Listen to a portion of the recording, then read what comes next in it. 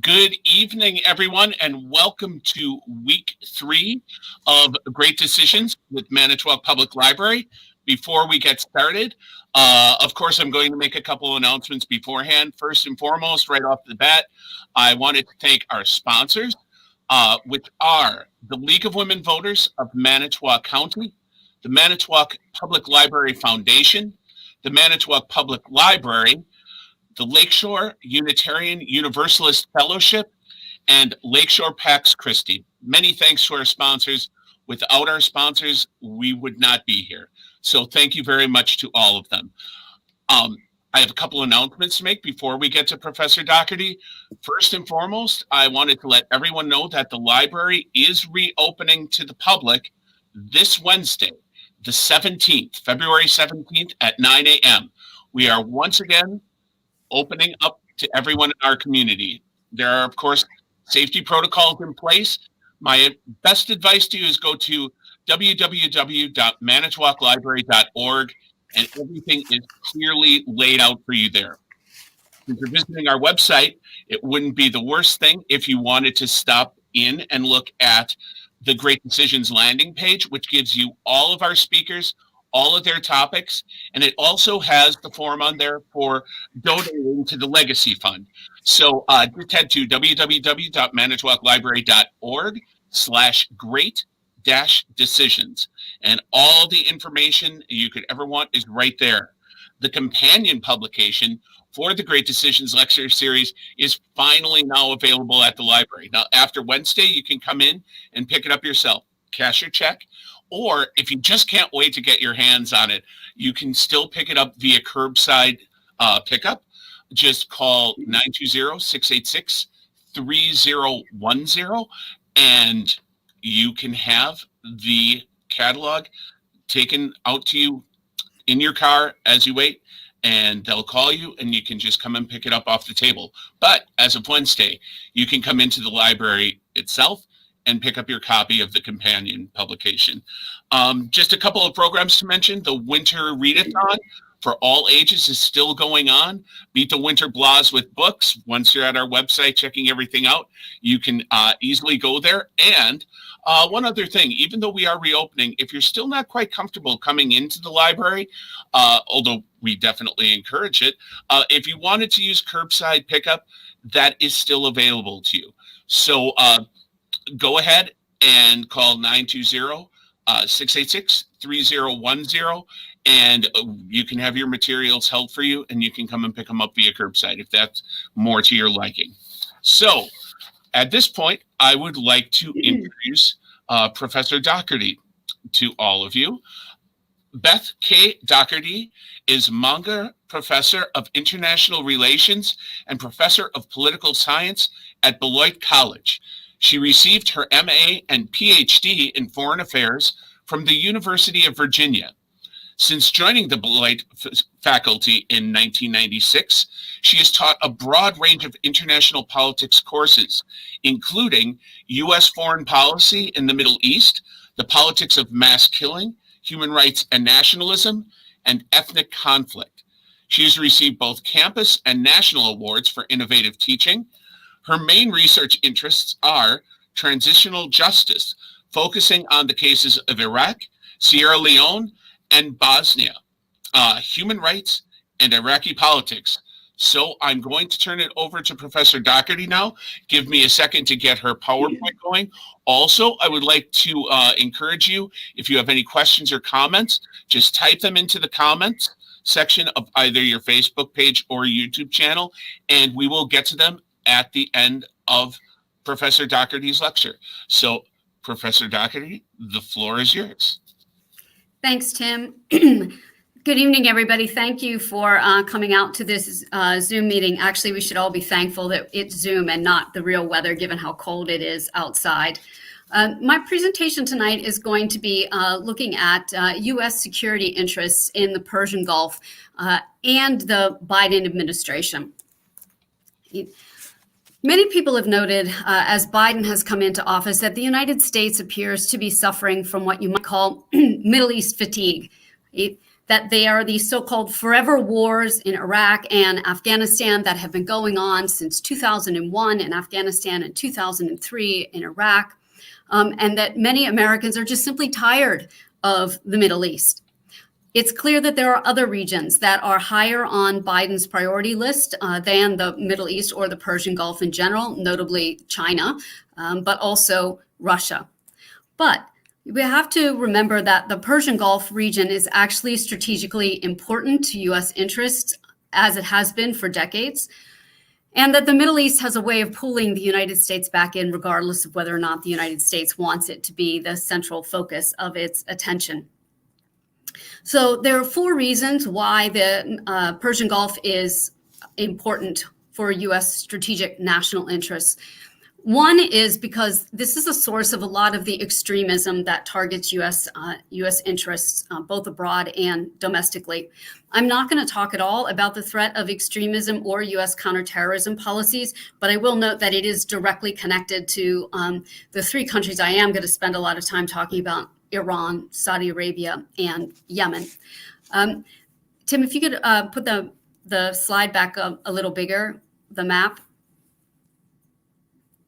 So I want everybody to note on the map, there are an important issue about the Persian Gulf is that 2 of the world's most strategic shipping lanes with choke points are in this region. Right. One is at the northern part of the Persian Gulf between Iran, right, and Oman, and it's the Strait of Hormuz. Right? And I'll talk about that in a moment. And then at the bottom end, between Yemen and Djibouti, is the Bab el-Mandab Strait. Right? Any oil or most oil that is being exported out of the Persian Gulf region must transit through the Strait of Hormuz. In order to get into the Red Sea, through the Suez Canal and out to the Mediterranean, you have to go to the Bab el-Mandab. These are critically important waterways, and maintaining a free flow of oil, maintaining international shipping lanes is an important American consideration. A 4th reason, or a 3rd reason why the region remains important, is the oil and natural gas reserves that are located in the region, as well as the amount of production that the states in the Persian Gulf are able to add to the international market. And then lastly, because the United States has a number of critical military bases in the region. If you want to go to the next slide. So I want to talk about the, just very briefly, oil and gas and shipping, since those are connected, and then the U.S. bases. So on this map, the areas in black are actually oil fields. The areas in red are actually natural gas fields. That gigantic red blob that you can see is actually a field shared between Iran and Qatar. It's the world's largest national gas field. And then the long, skinny black note that is in Saudi Arabia is the world's largest petroleum field. One other thing that I find useful about this map is that it also has the religious affiliations on here. So the darker shade of green are actually the Shia populations. And what you can note, of course, Iran is predominantly Shia, but the areas of Saudi Arabia where most of its petroleum reserves are located is actually in the eastern province, which is a heavily Shia-dominated area, and there has been unrest in that part of Saudi Arabia in past years. It is really important for U.S. interests to protect our allies' access to oil and natural gas coming out of the Persian Gulf, and to prevent a U.S. adversary from becoming dominant in the region. For a long time, of course, the adversary was the Soviet Union, but now the real adversary for the U.S. in the Persian Gulf is going to be China. The free flow of oil out of this region is, in fact, a basis for global prosperity. If you want to go to the next slide, please. So this slide shows the share of crude oil reserves. The Persian Gulf has nearly 2/3 of the world's crude oil reserves. And in fact, many of the states in the Persian Gulf are going to have oil that it can continue to produce long after most other states' reserves have run out. Over the last 20 years, though, the United States' reliance on oil from the Persian Gulf has fallen. U.S. imports from the region peaked in 2001 at approximately 2.7 million barrels a day, which represented 23% of all imports into the United States of petroleum products, to 2019, when the United States was only importing 910,000 barrels a day from the Persian Gulf region, which represents somewhere between 12 and 15% of all U.S. imports. The U.S. is much more reliant on Canada, for example. Now, it doesn't get very much oil coming out of the Persian Gulf region. However, our Asian allies do rely very heavily on imports that are coming out of the Gulf. If you want to go to the next slide, please. So the Strait of Hormuz is the most important oil transit choke point in the entire world. Again, Iran is on one side of it, and Oman, the United Arab Emirates, Saudi Arabia are all generally on the other side of that. 21% of the world's global oil flows through the Straits of Hormuz, and over 25% of the world's liquid natural gas flows through the Straits of Hormuz. 70% of what comes out of the Strait of Hormuz is going to Asian markets. And in fact, 65% of what comes out of the Strait of Hormuz is going to a small handful of states: China, India, Japan, South Korea, and Singapore. Next slide, please. And the Straits of Hormuz is one of the most heavily trafficked areas in terms of world shipping lanes. On the diagram on the left-hand side, each one of those dots represents a boat. Right? The darker ones are oil, chemical, or gas tankers, and the lighter ones are just another vessel. So you can see that's just in a single day. You can see how crowded the Persian Gulf and the Straits of Hormuz are. And on the other slide on the right, the small lines within the map are actually the shipping lanes, right? Traffic heads in one direction on one lane and comes back in the other direction on the other lane. At its narrowest point, right, the Strait of Hormuz is only about 23 miles wide. And so the oil, natural gas, and the shipping all combined, this is a major geostrategic interest of the United States. If you can go to the next slide. Another super important reason why this region is going to remain critical to U.S. national security are the bases that the United States has in the region. The U.S. Navy's Fifth Fleet, which is an aircraft carrier fleet, is headquartered in on the small island country of Bahrain. The forward headquarters of CENTCOM is at El Ubaid Air Base in Qatar. And the Qataris recently invested nearly $2 billion in upgrades to U.S. facilities at the Al Ubaid Air Base. And then in Kuwait, the U.S. Army's Central Command has its forward headquarters, right? And the international airport in Kuwait actually is the U.S. largest regional air logistics point. There are approximately 13,000 American service people who are headquartered in Qatar. There are about 13,000 that are in Kuwait, and then 7,000 in Bahrain, where the U.S. Fifth Fleet is headquartered. It is from these areas that the United States is able to project its power elsewhere in the region, for example, to Afghanistan and also to Iraq. It would be extremely difficult for the United States to find similar bases that would give it the power projection that it needs, in addition to the fact that, the facilities are already built up in these areas. The United States has long established relationships, et cetera. So the U.S. has a pretty heavy military footprint in the Middle East. And so for these reasons, regardless of how fatigued we are by the Persian Gulf and the Middle East in general, the United States is going to have to continue to pay attention to what goes on in this region. If you go to the next slide. So there is the change in administration from the Biden administration to or from the Trump administration, rather, to the Biden administration, is producing really meaningful changes in U.S. foreign policy. Biden published a piece in early 2020 in the widely read periodical Foreign Policy, in which he outlined the 4 priorities that he had for the Middle East. The first one was counterterrorism. The second one was the security of Israel. Again, I'm not really going to talk about either of those two this evening. The third one is preventing Iran from getting a nuclear weapon. And then the fourth one is reassessing the U.S. relationship with Saudi Arabia. If you could go to the next slide. So I'm mainly going to focus on Iran and Saudi Arabia. Iran and Saudi Arabia are locked in what many people have called a Cold War, similar to what happened between the US and the Soviet Union, in the sense that they're not directly shooting at one another, but their proxies are shooting at one another.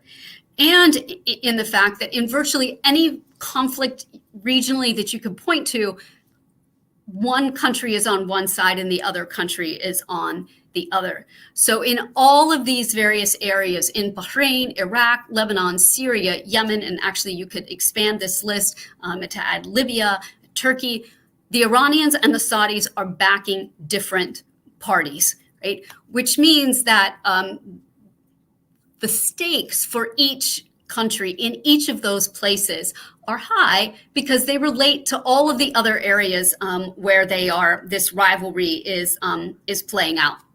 Next slide, please.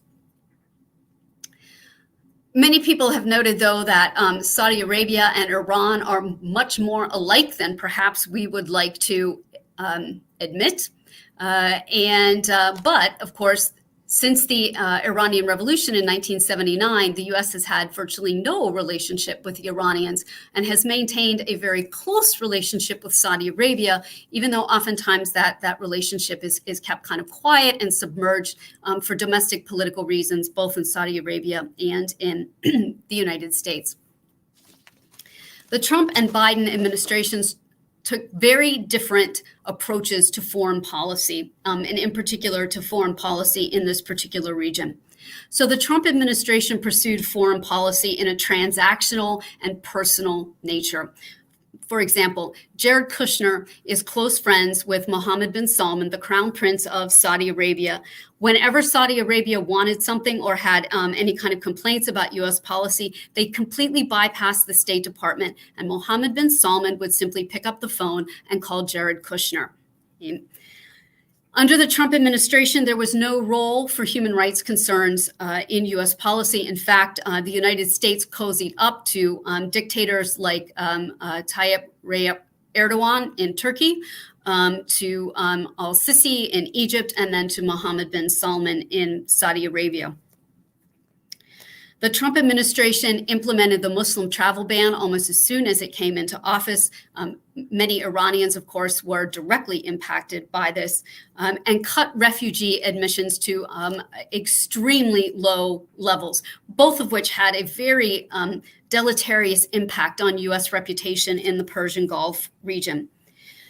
And the Trump administration was pursuing a policy of what they called maximum pressure on the Iranians, right? And this was most clearly illustrated by their decision to withdraw from the Joint Comprehensive Plan of Action, the JCPOA, also known as the Iran nuclear deal, which the Obama administration had negotiated and signed in 2015. Now, there are a number of other areas where the policies between the two differ, but those are germane to what I'm going to talk about in a few minutes. In its final weeks, and in fact, actually, even in its final days in office, the Trump administration laid mines for the Biden administration that were meant to complicate its policy decisions moving forward.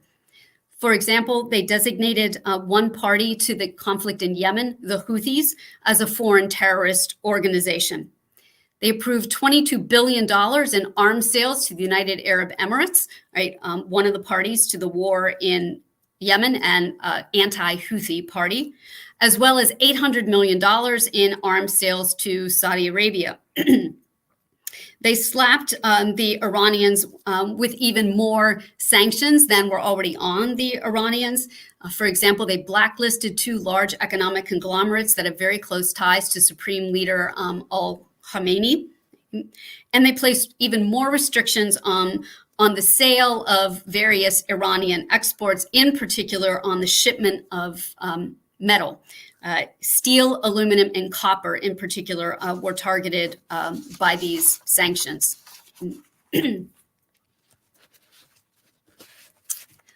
Okay, so 2 basic pieces to my presentation. The first is going to look at the Biden administration's policy towards Iran, and the second one will look at the Biden administration's policies towards Saudi Arabia. And they are connected, certainly because of the war in Yemen, and I'll spend some time talking about that as well.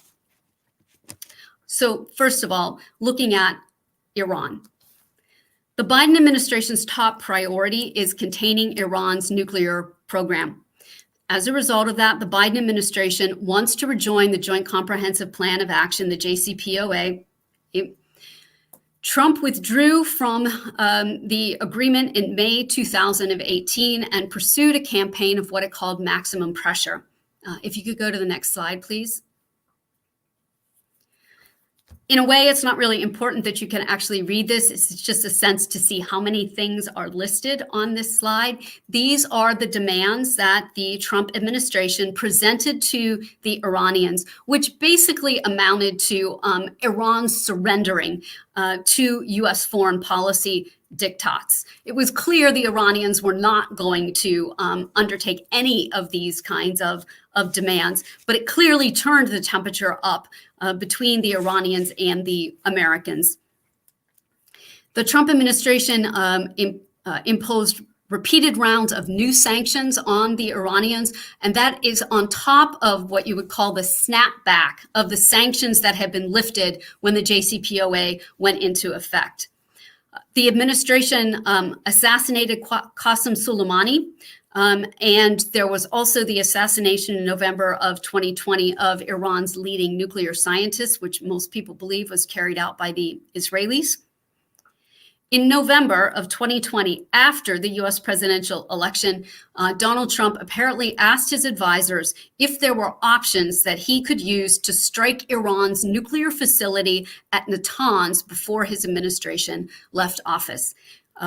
His advisors convinced him that this would be a very bad idea. The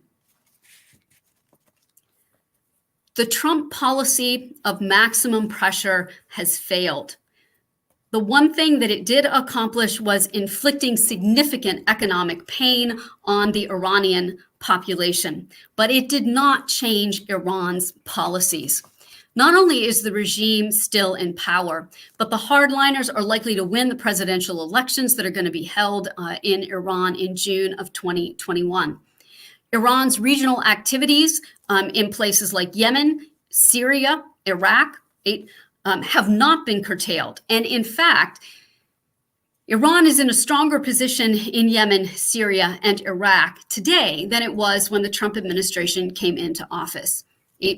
Most importantly, Iran is closer to developing a nuclear weapon than it was before the JCPOA went into action. If you could go to the next slide, please.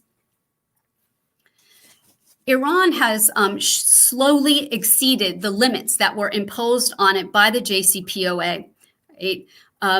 Once the United States withdrew, actually the Iranians waited for a year.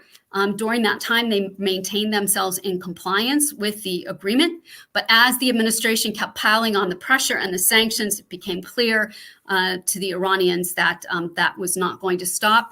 It would exceed limits that had been placed on it by the agreement. At every stage, it announced if the United States reversed course, it would go back into compliance with the agreement. Most importantly, in January of 2021, the Iranians announced that they were beginning to enrich uranium to 20% again. This was a decision that was made after their top nuclear scientist was assassinated in November of 2020. The reason why the 20% uranium is important is because most of the effort that is required to enrich uranium is already done by the time you get to 20% enriched uranium. In other words, it's just a tiny incremental step to get up to the amount of, or the level of enrichment for uranium that you need to be able to produce a nuclear weapon. According to a November 2020 report by the International Atomic Energy Agency, Iran's uranium stockpiles are currently enough to be able to produce 3 nuclear weapons. You could do the next slide. I should say, if they enriched the current uranium stockpiles, then they would have enough for the 3 nuclear weapons.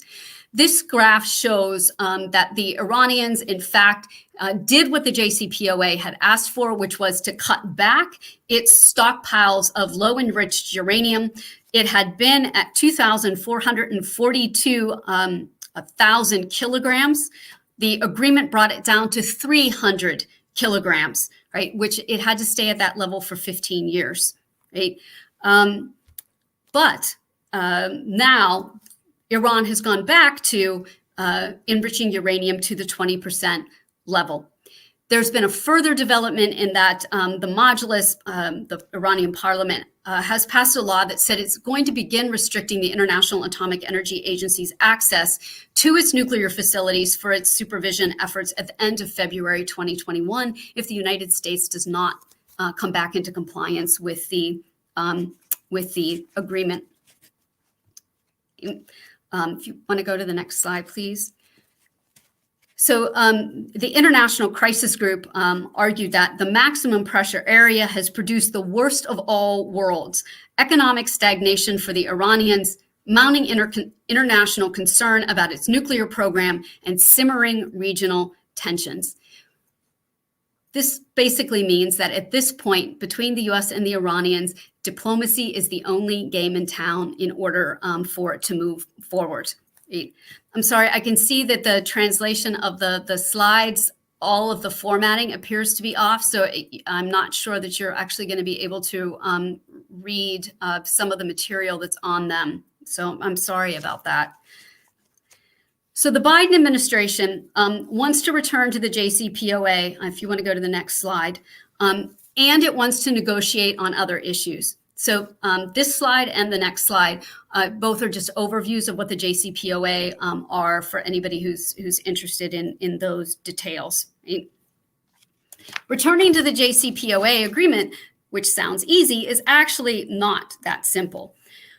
First of all, Israel, Saudi Arabia, and some members of Congress oppose the lifting of sanctions on the Iranians and returning to the deal. They opposed the deal from the very beginning.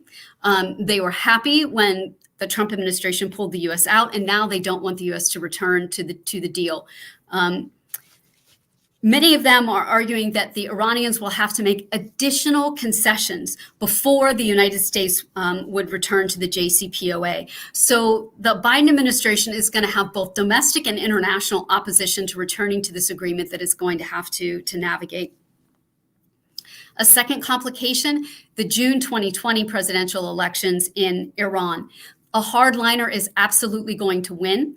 The current president of Iran, President Rouhani, is facing term limits. He was not eligible to run again. And the Guardian Council, which is in charge of vetting candidates for Iranian elections, disqualified every one of the moderates that was listed. So whoever wins that presidential election in June of 2020 is likely somebody who is affiliated with the Iranian Revolutionary Guard Corps, right? The moderates in Iran were badly discredited when the United States withdrew from this agreement because they had put so much of their prestige and reputation on the line, arguing that if the Iranians made concessions, that at least it was going to get some economic relief.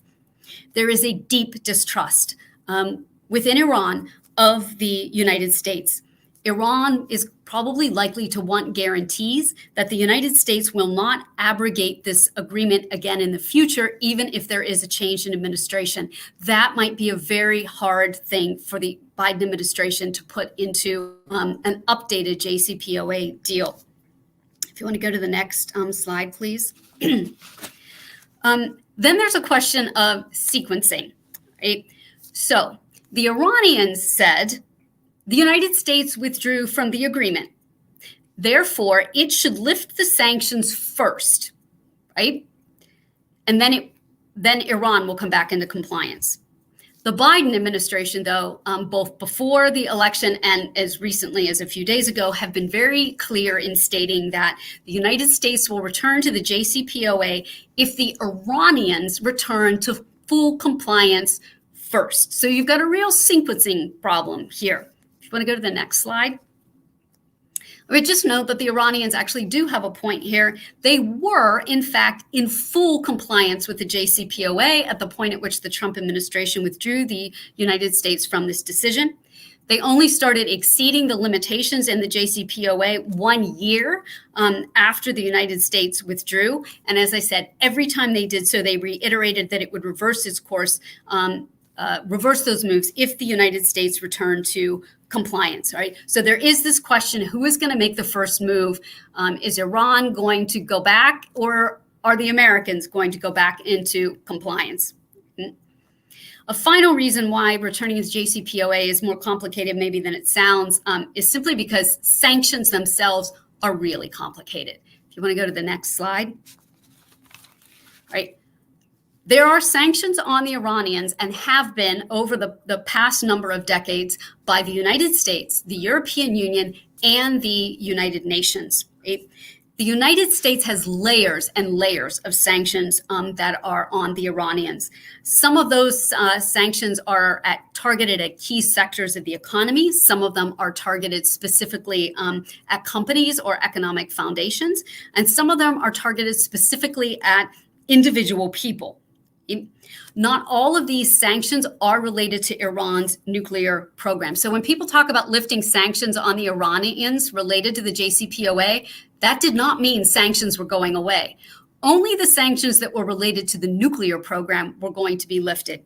The U.S. has sanctions on Iran that are related to things including human rights violations, Iran's support for terrorism and interference in other parts of the Middle East, and its ballistic missile program. Some sanctions, such as those that are on individuals and entities, can only be lifted if the administration in power can show that that individual or that entity is no longer supporting Iran's quote unquote malign activities in the region. Right.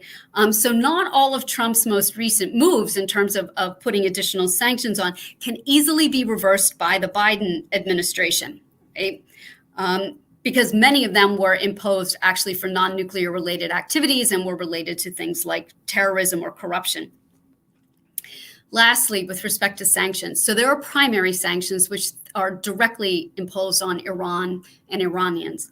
But there are also secondary sanctions that the United States has on the Iran, targeting Iran, which aim to restrict non-U.S. companies from doing business with the Iranians. So, for example, Iran has $7 billion in assets that it had in South Korean banks.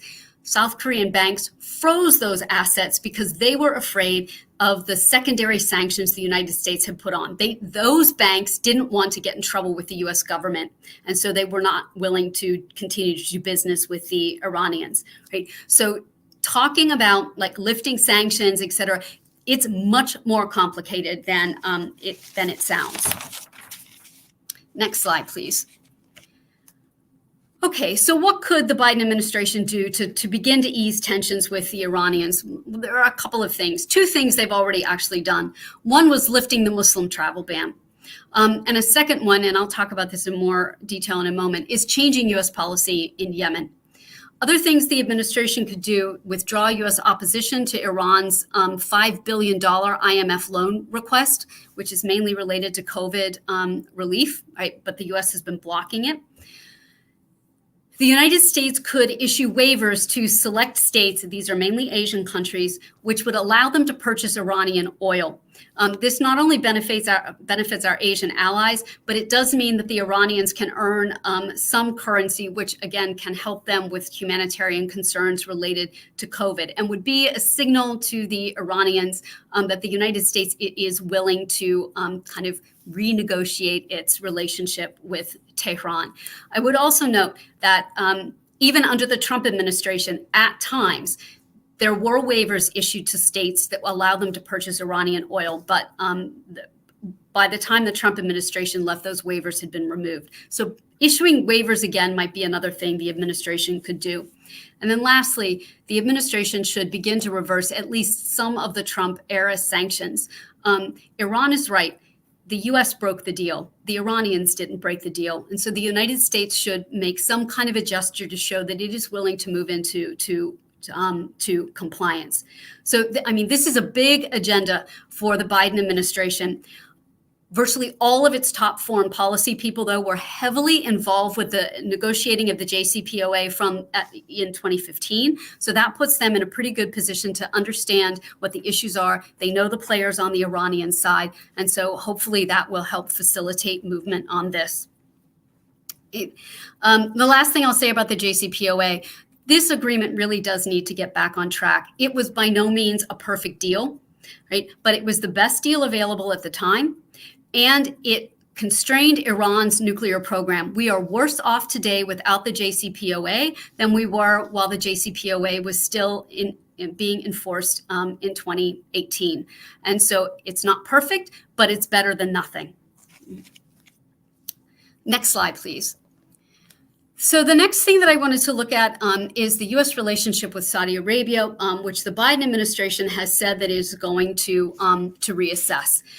King Salman of Saudi Arabia, who's the current leader, is very elderly. And so for all intents and purposes, the kingdom is being run by his son, Crown Prince Mohammed bin Salman, also known as MBS. There are three main issues the United States has with Saudi Arabia. One having to do with the war in Yemen, one having to do with Saudi Arabia's human rights record, and then the other one having to do with weapons sales to Saudi Arabia, which is linked to the war in Yemen. All of these things are tied together by the behavior of Mohammed bin Salman, whose reckless decisions over the last 5 or 6 years were not only ignored by the Trump administration, but actually supported. The Trump administration created a permissive atmosphere that allowed Mohammed bin Salman to get away with all kinds of dangerous gambits, which nearly all of them have actually, in the end, harmed Saudi Arabia's security and undermine the U.S. position. Just a few of the things that we could think of talking about or with respect to Mohammed bin Salman. Next slide, please. Donald Trump made his first foreign policy visit to Saudi Arabia in May of 2017. Mohammed bin Salman and Jared Kushner, as I said, became close personal friends. This visit on the part of or by Donald Trump actually led Saudi Arabia to lead a boycott of its fellow Persian Gulf state of Qatar. Right? The tweet from Donald Trump says, I asked about radical ideology, and leaders said that it was Qatar's fault. A few days later, Saudi Arabia issued, along with Bahrain, Egypt, and the United Arab Emirates, issued a set of demands to Qatar, if you want to go to the next slide, demanding that it alter its foreign policy basically completely and giving them 10 days in which to undertake this. The idea behind this was Saudi Arabia wanted to move Qatar away from the Iranians. They actually Qatar has a good relationship with Iran, at least partially because they share the world's largest natural gas field in the Persian Gulf. One expert called this boycott by GCC states against Qatar as embarrassing.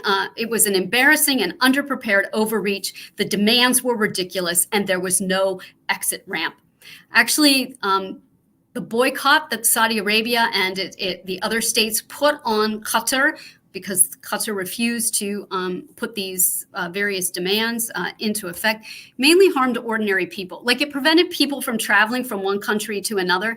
These are small states. People have family across these borders, but you couldn't get in and out of Qatar from Saudi Arabia, for example, once this boycott went into effect. Qatar actually moved closer to the Iranians, all right, during this time period. If the idea was to move them further away, that didn't work. I will note, Qatar's relationship with the United States remained very strong during this time period. Again, the U.S. has this massive air base that is in Qatar, and the Qataris put nearly $2 billion into the air base at a time when this whole thing was going on between Saudi Arabia and Qatar. In late 2020, the Trump administration, and Jared Kushner in particular, began to push very heavily for Saudi Arabia to bring the boycott of Qatar to an end because it basically had not accomplished anything.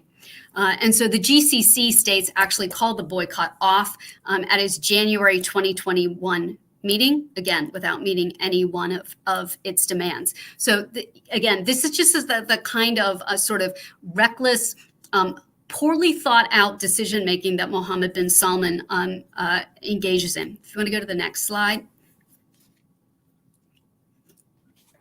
I'm not going to go into detail about this, but just to mention another example of Mohammed bin Salman's recklessness, he literally kidnapped the Lebanese prime minister in November of 2017.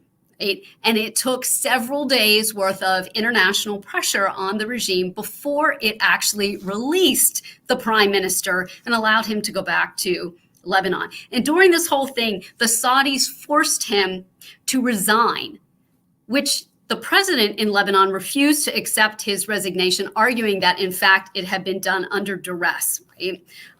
So this was another very embarrassing episode on the part of Mohammed bin Salman. If you want to go to the next slide.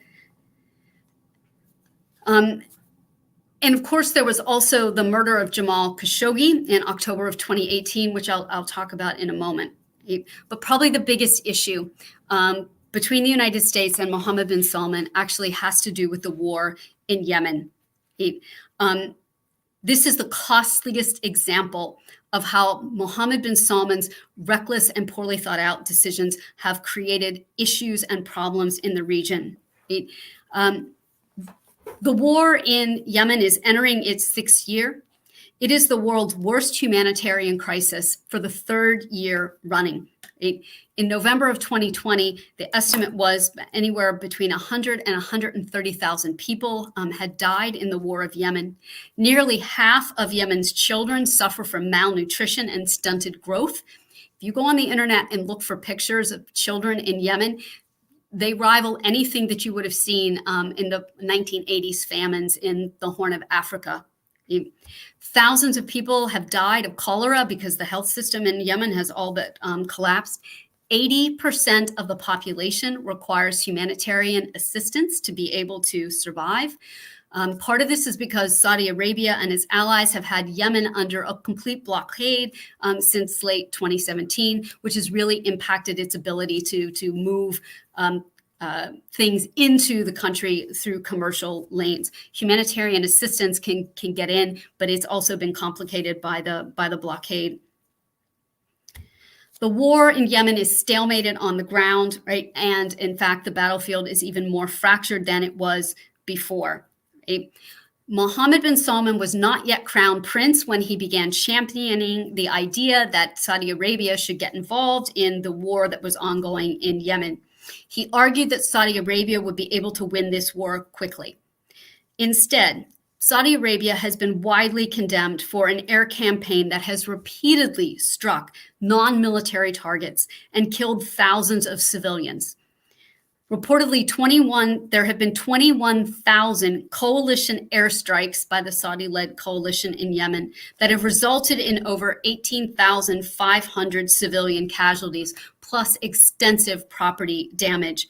The coalition has bombed hospitals, markets, mosques, farms, detention centers, even school buses have been hit by Saudi bombs. Human Rights Watch has said that it has documented at least 90 apparently unlawful Saudi-led coalition airstrikes. Saudi Arabia is routinely committing war crimes in Yemen. I will mention all sides are committing war crimes, but this is important to the United States because the U.S. is backing Saudi Arabia in this war in Yemen. If you want to go to the next slide. This is just to give you an idea about the areas of control where we're at right now. The Houthis, which are the Iranian-backed rebel movement, control about 80% of the population, even though they only control about 25% of the territory. The Saudi-backed coalition has fractured. So you have the government of the Republic of Yemen, and now there are multiple groups that have emerged, which are at least nominally aligned with the Yemen government, but which are actually advocating for southern separation. It's a very complicated battle scene on the ground in Yemen. The Saudi campaign in Yemen has been poorly thought out and poorly executed.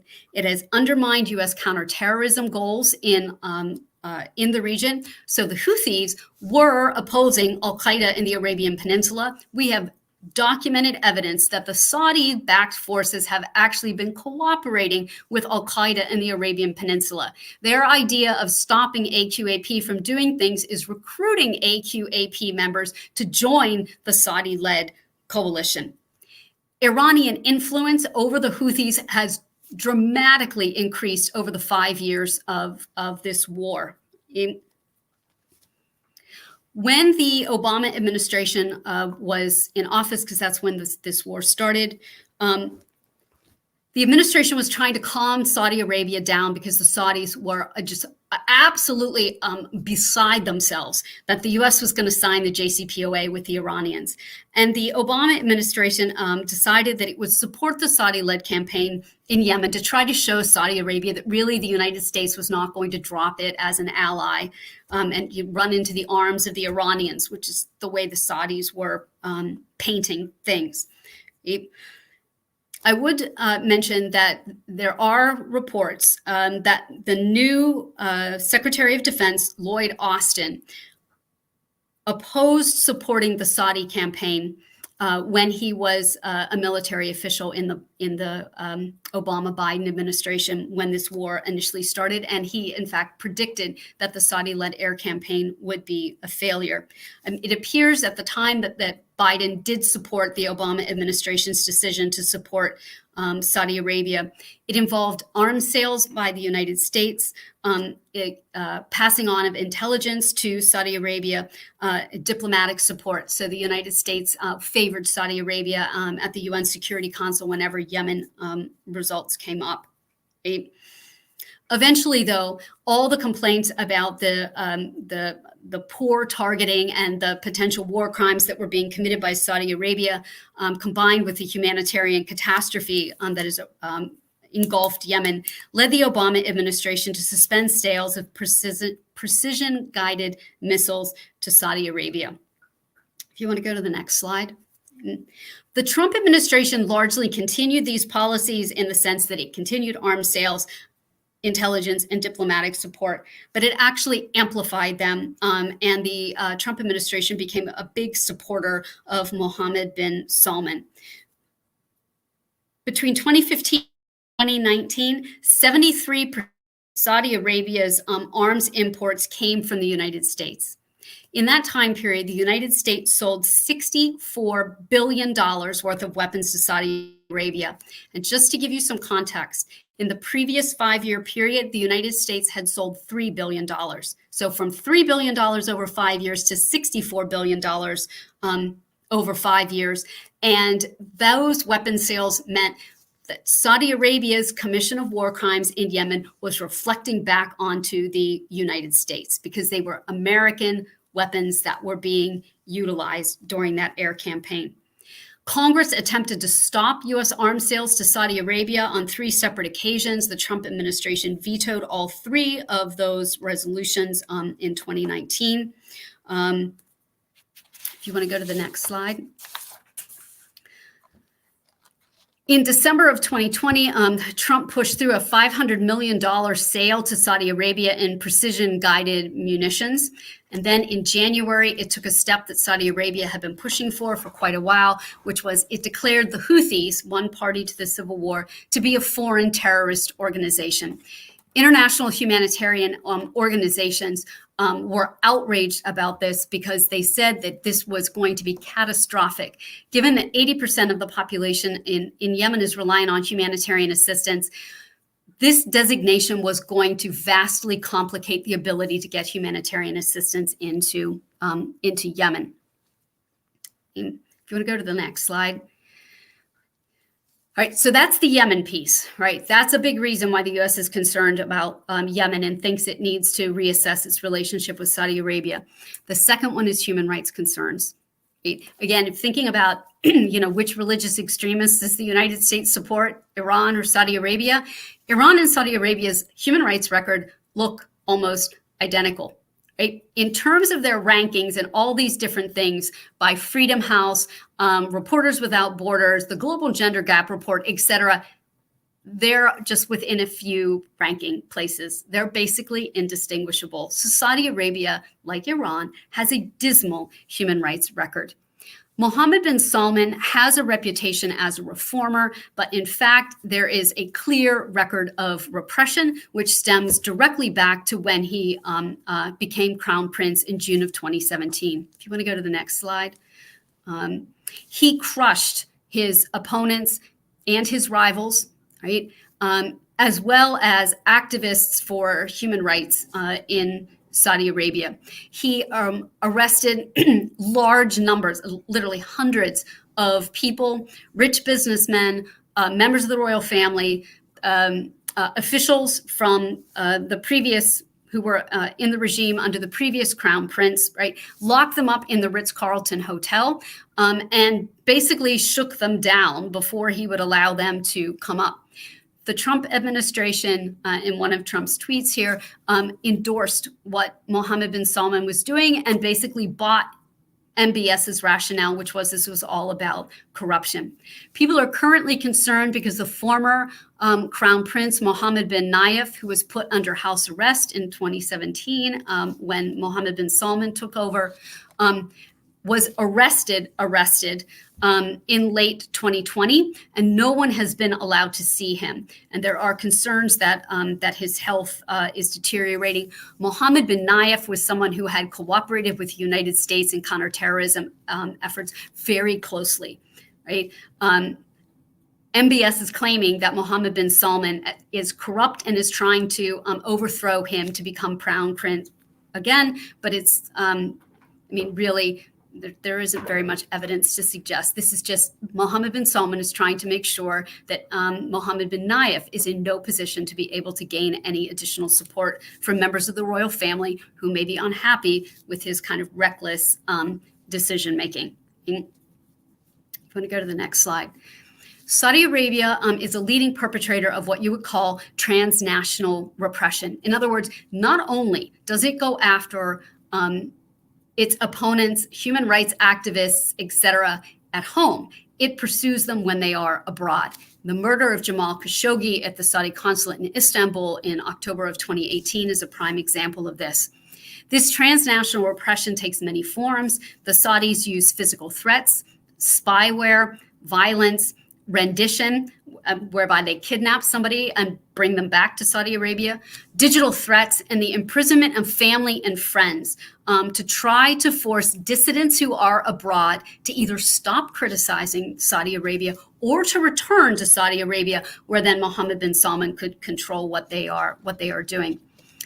After Jamal Khashoggi was murdered in October of 2018, there was a CIA report which the Trump administration actually withheld from the public, even though it's not a classified document.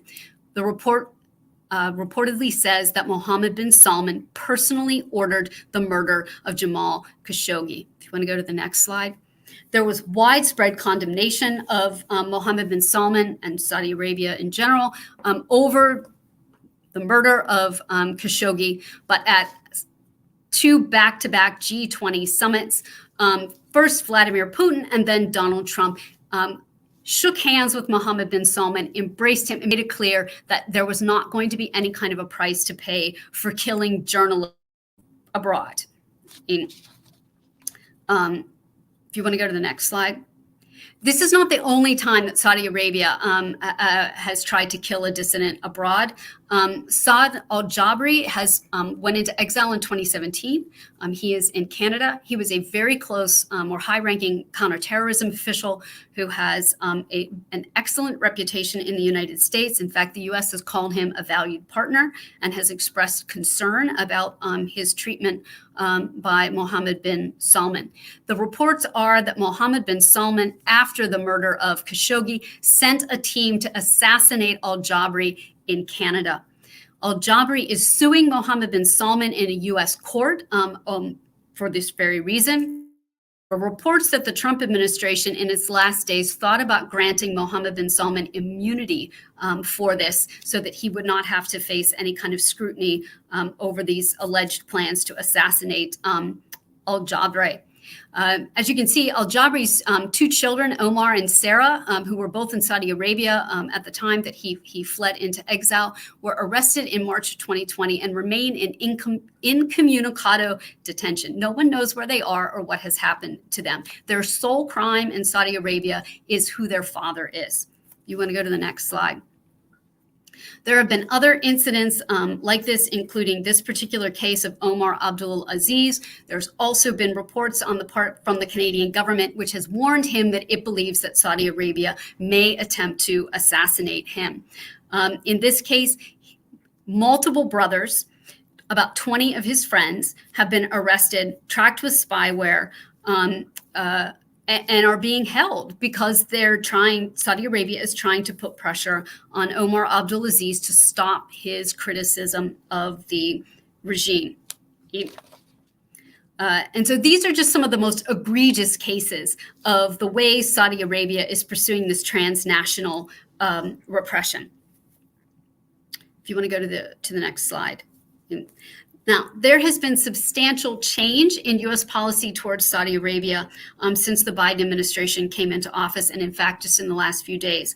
I gave this talk on February 3rd to a different library, to Franklin, which is also in Wisconsin. And since that time, there has been a complete overhaul of U.S. policy towards Saudi Arabia.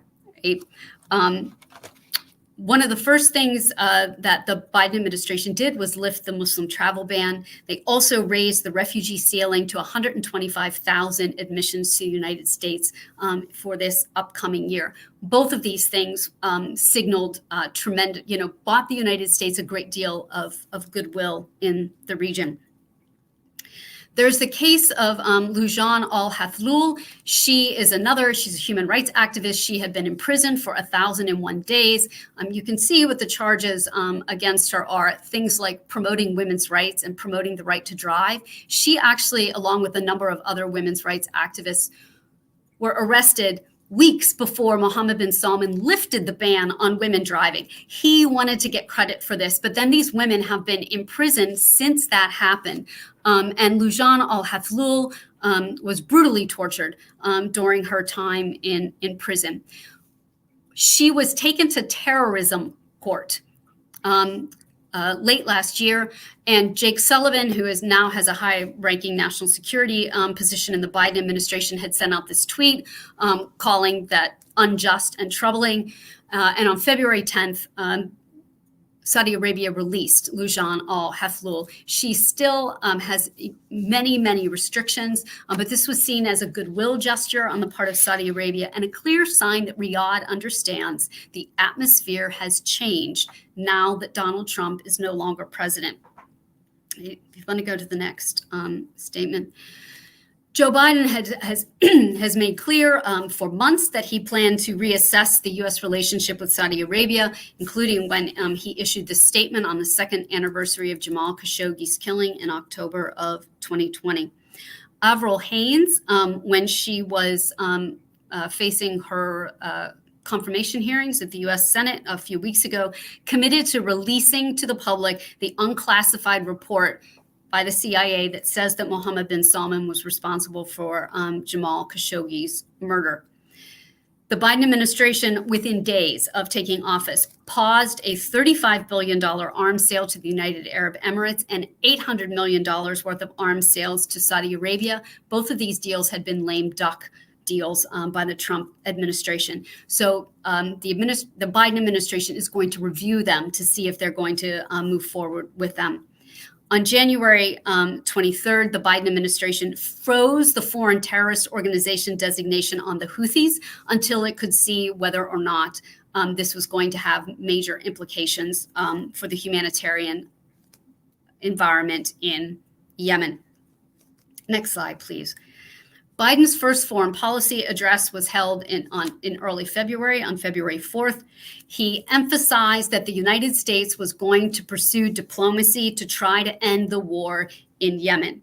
He appointed a special envoy, Timothy Lenderking, who has already started meeting with figures in the region.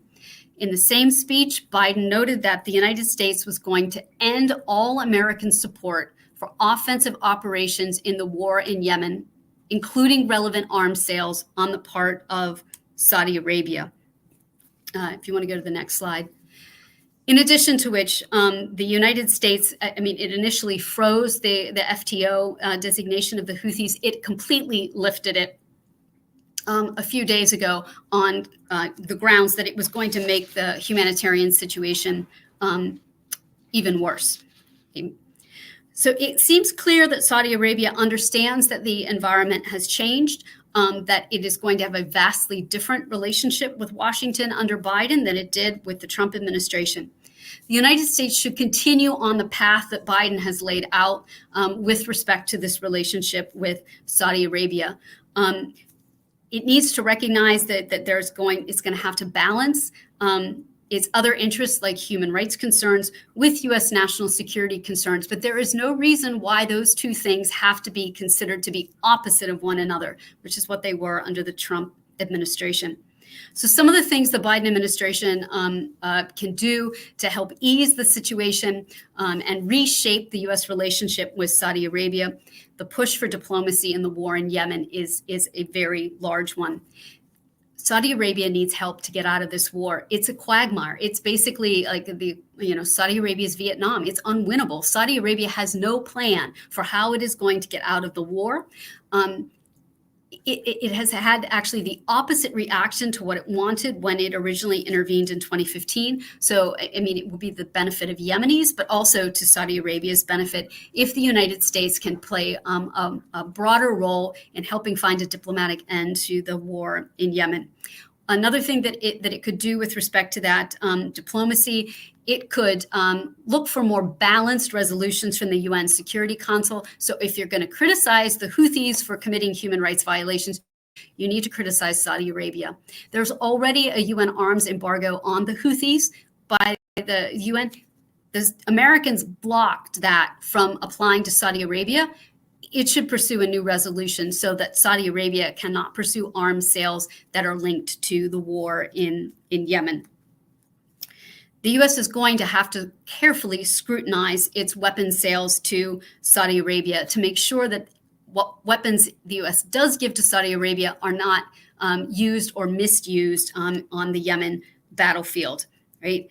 In fact, U.S. arms sales to this point have actually increased Saudi Arabia's bellicosity with respect to the Iranians without in any way increasing Iran's sense of security, right? Again, $64 billion in arms sales over 5 years, and Saudi Arabia can't get out of a war in Yemen against a very poorly armed opponent in the Houthis.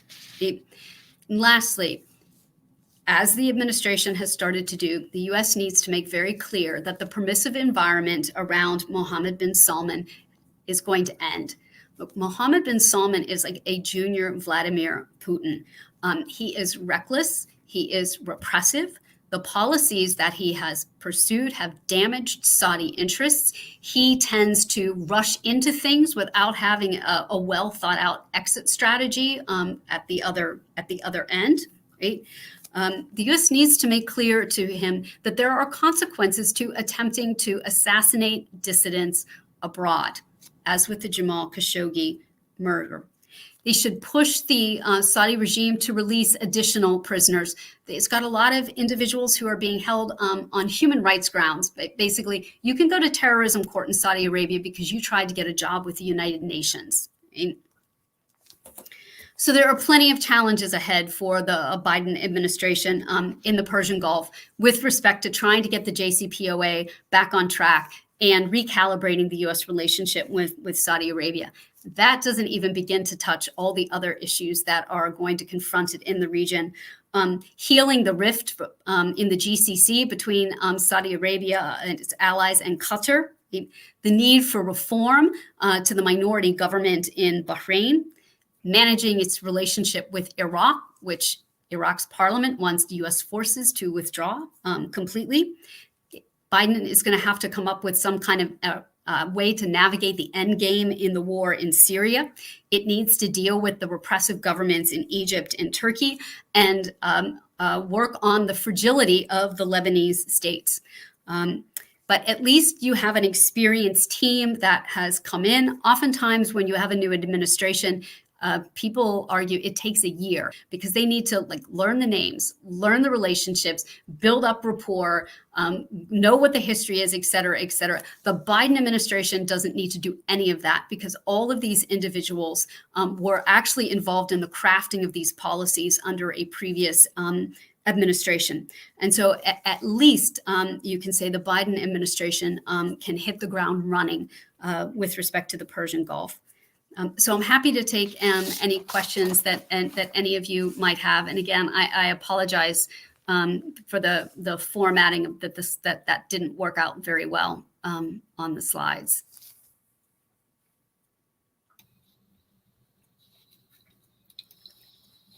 All right. Thank you very much, Professor Dougherty, for that incredibly rich with resources and knowledge lecture. If anyone has any questions, please, comments, please type them into the comment box and we will get to those now. As of right now, so far, no questions, just so you know, Professor Dougherty. Hopefully we'll have some people on board to ask some questions. And really the only thing, all viewpoints are welcome to make their questions and comments. Just be respectful. And hopefully we will have a couple people chiming in with questions. It's a lot to chew on, what was in this lecture. So if anyone has any questions or comments, just type them into the comment line and I will get them instantly to Professor Dougherty. Yeah, I would just summarize. Persian Gulf is still strategically important to the United States. The U.S. needs to figure out a way to get back into the JCPOA with the Iranians, and it needs to reassess and recalibrate its relationship with Saudi Arabia. Those should be the three big takeaways, if that helps. We did have a question come in just now, question and comment from Dina Larson. We have been so deep in this region because of oil. Isn't one path to extricate us from the mess to be working towards a Green New Deal and less dependent on the oil?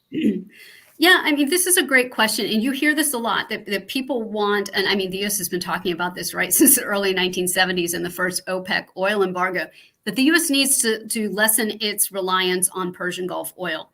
It has done that to a significant degree.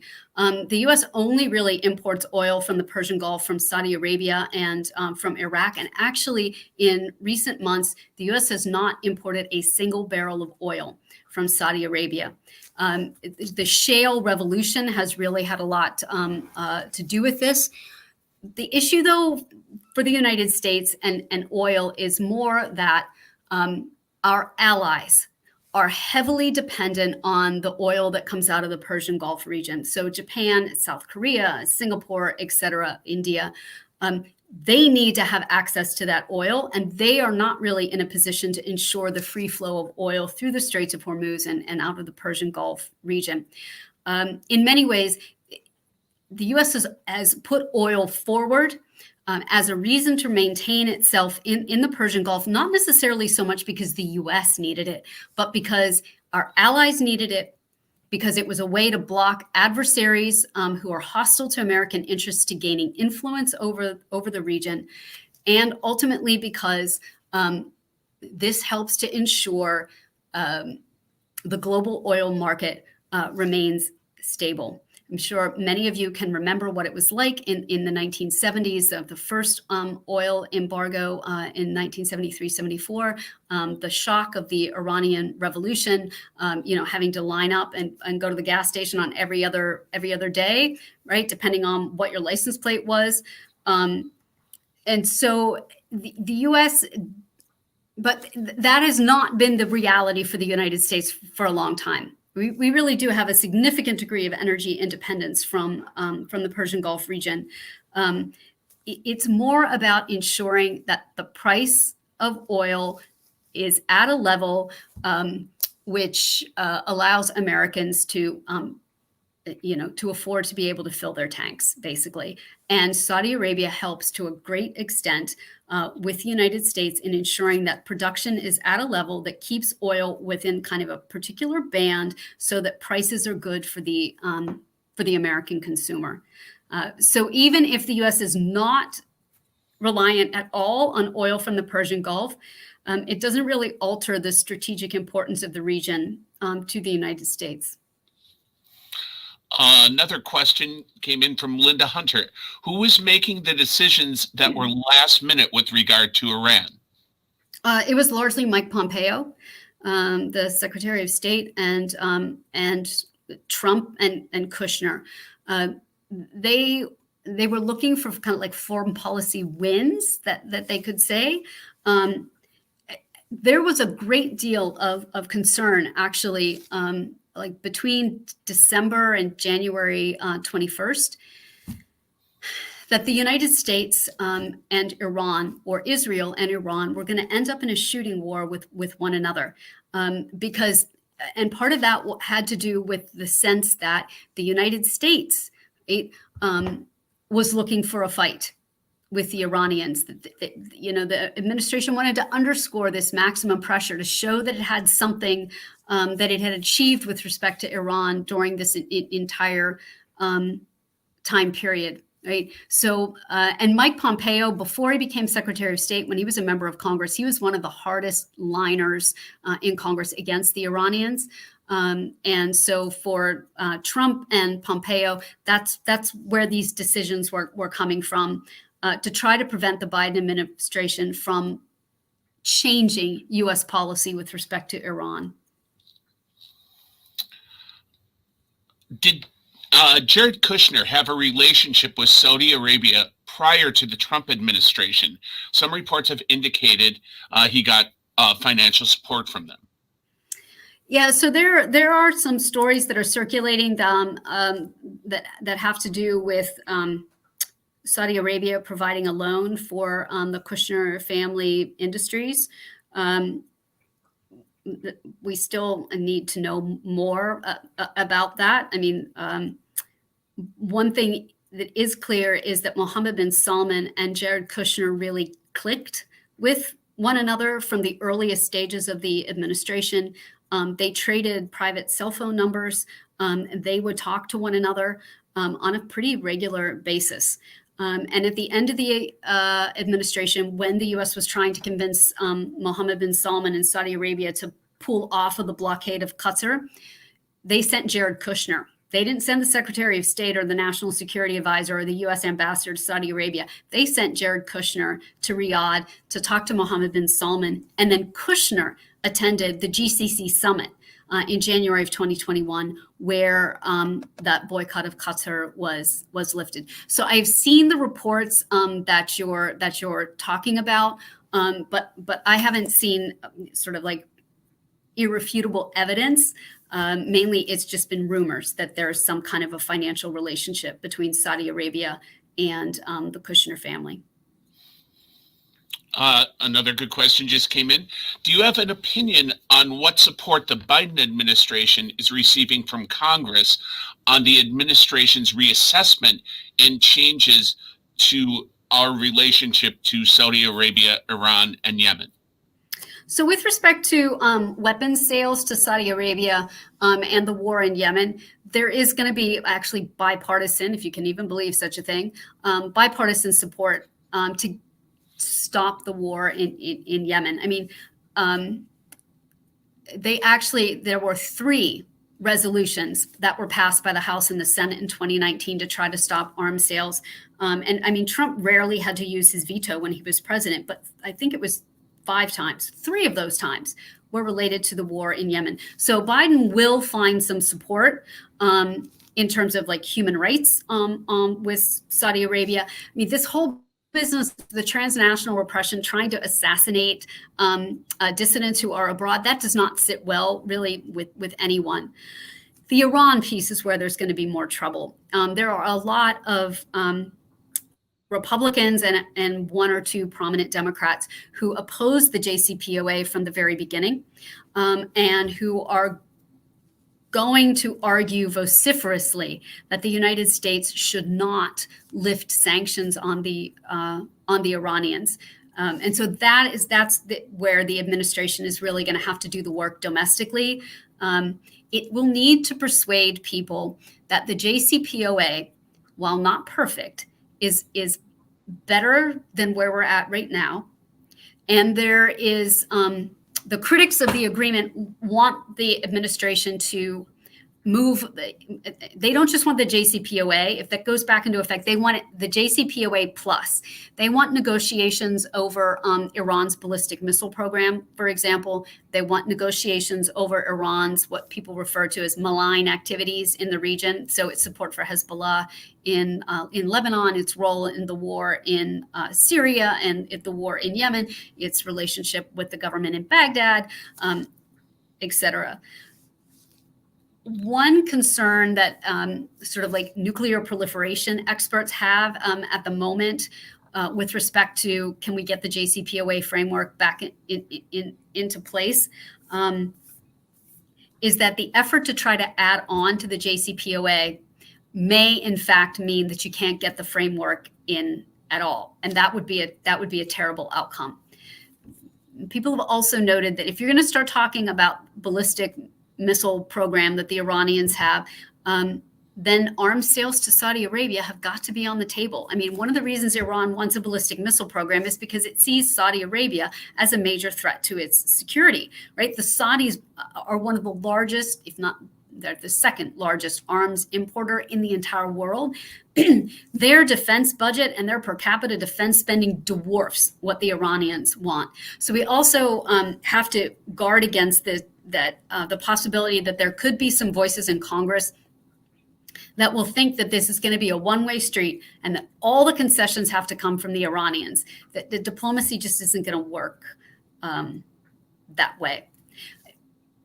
And there are kind of 2 ways to think about the link to Yemen too. So some people think that maybe if you can get the diplomacy going around Yemen, that will sort of ease the way into figuring out what the sequencing will be for who goes back into compliance with the JCPOA. And then there are others who don't think that what happens in Yemen really will have much impact on the way the Iranians perceive what's going on with the nuclear deal. So Biden will have some support for some things, but he's going to face some opposition when it comes to the JCPOA. Ann Schutte would like you to speculate about the various outcomes of the upcoming Iranian presidential election vis-a-vis the United States. So a couple of things. One thing is it's very clear a hardliner is coming into power. That I mean, all the other candidates were disqualified. But at the same time, it's also important to remember that under Iran's very convoluted governing system, the person that really matters, the person that has the first and last say on all policy is Supreme Leader Ayatollah Ali Khamenei. And so, I mean, it's not like Khamenei's opinions change depending on whether there's a hardliner in power or whether there is a moderate in power. In fact, Mahmoud Ahmadinejad, when he was president, said there were times where Khamenei ordered something to happen that he didn't bother to tell Ahmadinejad about, right? So that's another thing so yes, you're going to get a hardliner. That may not actually change Iranian policy as much as people might think about this. And then the third thing I would say is whoever comes into power in Iran in June of 2021 is facing a domestic legitimacy crisis. I mean, there have been other points at which the Iranian regime has had a very low kind of level of support amongst the population, but it's in an especially bad situation right now. The U.S. sanctions on Iran that snapped back after JCPOA, after the U.S. withdrew, and the additional sanctions, the Iranian economy is taken a very, very heavy hit, and people can feel that pain on a daily basis. Because of the sanctions, the government has had to engage in a lot of subterfuge. And so there have been a lot of opportunities for corruption. And that has also angered a lot of people in Iran, that this perception that the entire government is now corrupt.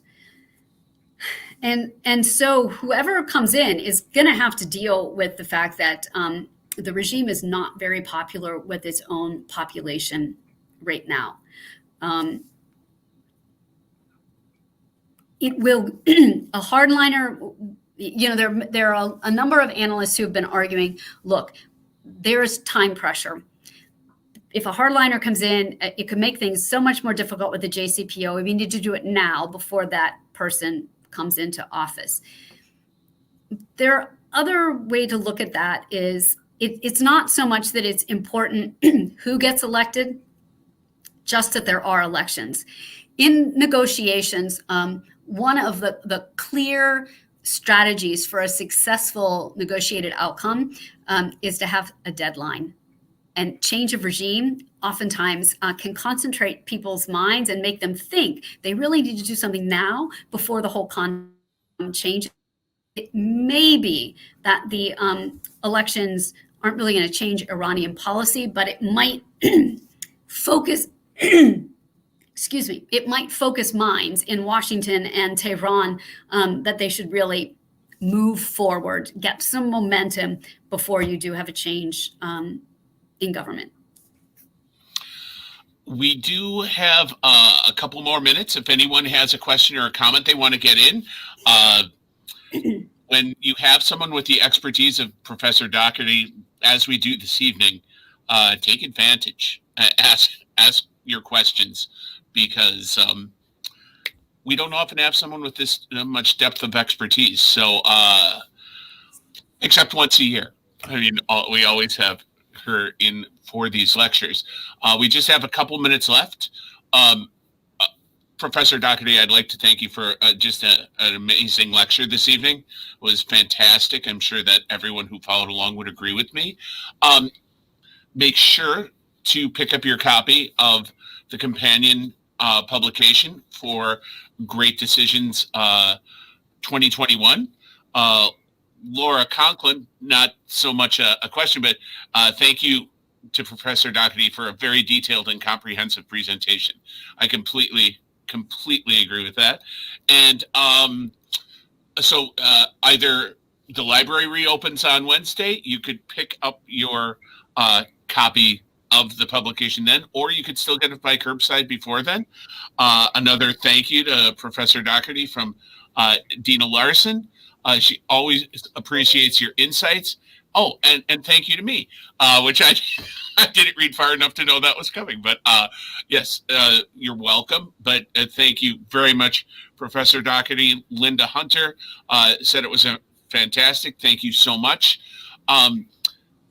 Tune in next week. We have another great topic and another great speaker. Next week, we're going to be looking at the roles of international organizations in a global pandemic. Couldn't possibly be more relevant. And our speaker next week is Professor Heinz Klug from UW-Madison. Well, if we have no other questions or comments, I think we'll sign off for this evening. Thank you so much, Professor Doughtery, for being here. And yeah, I just want to thank everybody. I'm really looking forward to actually seeing your faces next year. It's not the same. It's a different experience, but it certainly is better than not having the Great Decisions lectures at all. So thank you everyone for your flexibility, both our presenters and the audience, just a whole very, very different version of it. But Professor Dougherty, if anyone wanted the PowerPoint, is it okay for me to share it out with them? Yeah. Okay, so if anyone would like to receive a copy of the PowerPoint presentation, just drop me an email. It's tgadzinski@manitowoc.org, or just give a call to the library and they'll put you through to me and I can get that to you with your email address. And I will now say good night from myself and Professor Dougherty. Thank you again, and have a great night. Have a great week, and we'll see you next week. Thank you so much for being here. Bye.